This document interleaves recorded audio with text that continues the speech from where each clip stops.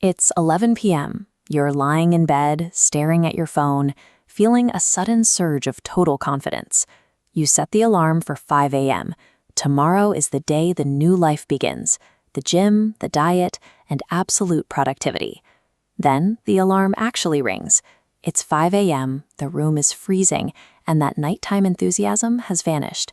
You squint at the screen and decide that 5:05 is a much better round figure to start the day. You hit snooze.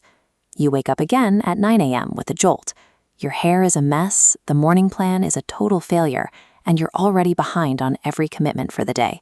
You panic for a few seconds, but then a strange calm arrives. You decide to abandon today entirely and restart the routine next Monday. Monday feels like the correct official start date.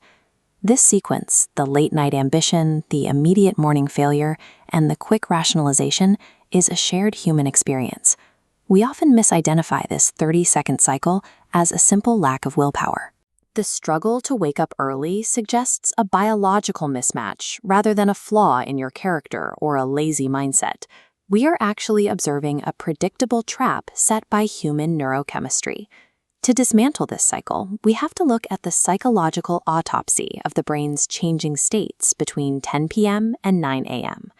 At night, your brain receives a hit of dopamine just by imagining tomorrow's success. You get the reward of the achievement without having to do any of the work. This creates an intention-behavior gap. The brain fails to connect the high motivation you feel now with the physical reality of the effort required in the morning. This chart illustrates the glitch. Because the physical strain of a workout is hours away, the brain calculates the difficulty of that 5 a.m. task as near zero, even while motivation remains at its peak.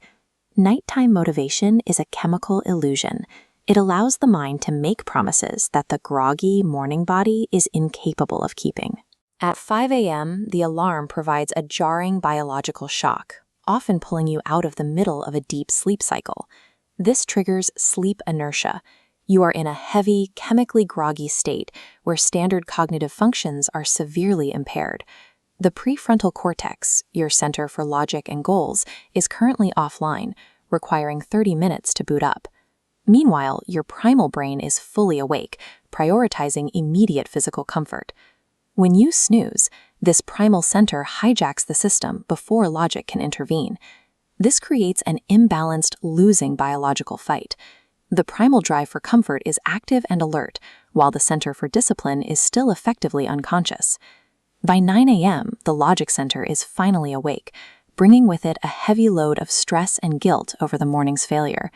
To protect your ego from this sense of failure, the brain deploys a defense mechanism called the fresh start effect. This diagram shows the brain utilizing temporal landmarks. It separates the past failed self from a future perfect self that begins on a specific date. We view Mondays, or the first of the month, as pristine, clean slates, despite there being no biological difference between a Monday and any other day of the week.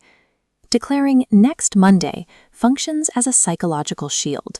It grants the brain permission to procrastinate today without having to face the emotional weight of failing. Identifying this neurobiology helps remove the personal guilt. The 5 a.m. struggle is a predictable reaction to how the brain functions.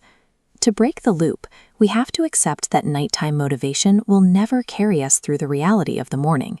It isn't a reliable tool. Defeating sleep inertia requires a physical solution. By placing the alarm across the room, you force the body into movement, buying time for the prefrontal cortex to finish its boot-up sequence. You also have to reject the need for a temporal landmark. There is no biological requirement for a round figure time or a specific day of the week to begin a change.